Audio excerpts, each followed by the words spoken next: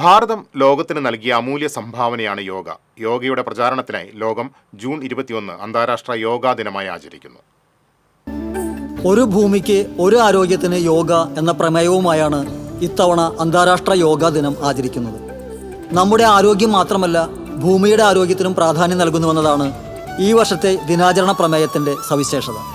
ജീവിതത്തെയും പ്രകൃതിയെയും ഒരുപോലെ കൊണ്ടുപോകുക എന്നതാണ് ഈ ദിനാചരണം വിഭാവനം ചെയ്യുന്നത്.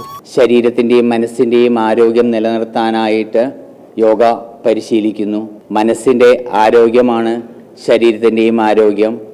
മനസ്സിന് സമാധാനമുണ്ടെങ്കിൽ ശരീരത്തിനും സമാധാനവും സന്തോഷം കിട്ടും. എല്ലാവരുടെയും ആരോഗ്യമാണ് മനസ്സമാധാനത്തിന് ആവശ്യം. യുജ് എന്ന സംസ്കൃത വാക്കിൽ നിന്നാണ് യോഗ എന്ന വാക്ക് രൂപം കൊണ്ടത്. ചേരുക, ഒന്നിക്കുക എന്നൊക്കെയാണ് ഇതിനർത്ഥം. ശാരീരിക വ്യായാമമായി മാത്രമല്ല, മനസ്സിൻ്റെ സമാധാനത്തിനും മാനസികവും ശാരീരികവും ആത്മീയവുമായ ഉണർവ് പ്രദാനം ചെയ്യുന്നതിനും യോഗ അത്യുത്തമമാണ്.